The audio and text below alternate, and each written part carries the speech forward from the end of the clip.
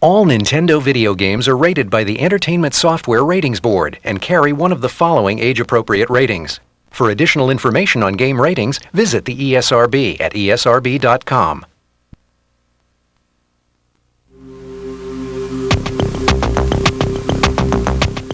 Want some great entertainment this holiday? Head on down to Toys R Us. While you're there, you can check out the great new games coming from Nintendo. The Legend of Zelda, Majora's Mask for the N64 is coming October 26th. Some consider it a sequel to the greatest video game ever. Others claim that it's much better than the original. Let's talk with the experts at Nintendo. Being a sequel to the best video game of all time wouldn't be a bad thing within itself, but at the same time, The Legend of Zelda, Majora's Mask is much more than a sequel. In fact, you could label it as a sequel, but then you have to take everything you know about sequels and throw it out the window. When you first start the game, you're riding through the forest on horseback, and then you come across a skull kid, your horse rears up, and you fall off. And when you're knocked out, the kid actually comes up and takes your ocarina, and he also steals your horse, and that's kind of what starts it off. You got 72 hours to save the Earth. Link has to unravel the mystery of Majora's Mask within 72 hours, or else the moon will crash into the Earth. And if you can't solve the mystery within 72 hours, game over.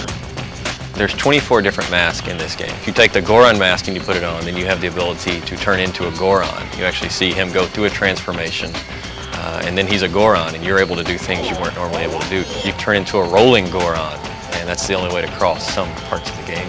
If you get a Zora mask, instead of just kind of swimming on top of the water, you can actually put the Zora mask on and you have the ability to walk underwater.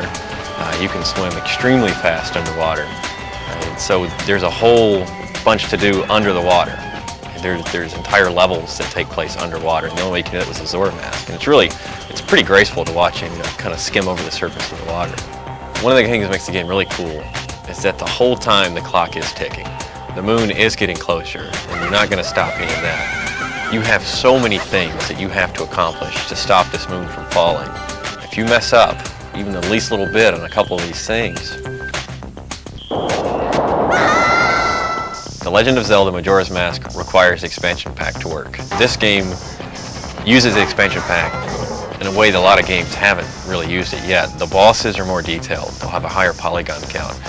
One boss in particular, the jungle boss, one of the first bosses you fight, if you start beating him, then he calls 6 bugs to his rescue, and so you have that many more things on the screen.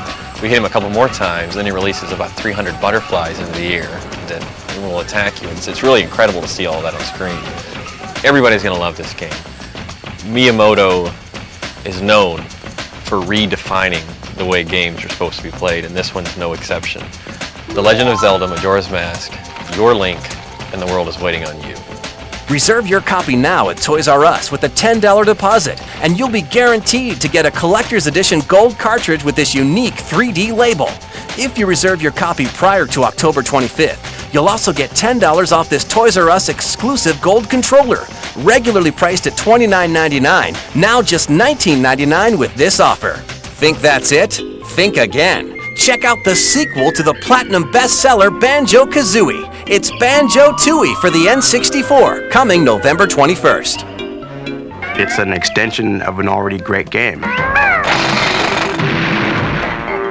First off, you're given all of the old moves that you had before, and being Banjo-Tooie, there's going to be more moves, larger environments, better graphics.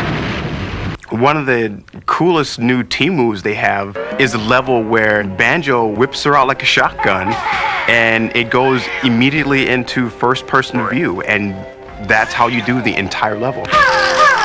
In the first game, you could shoot blue eggs. In 2, you have all these different color eggs.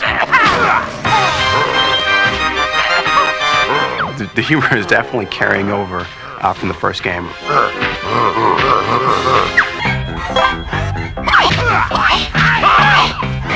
Banjo 2 has definitely given me everything that I've ever expected.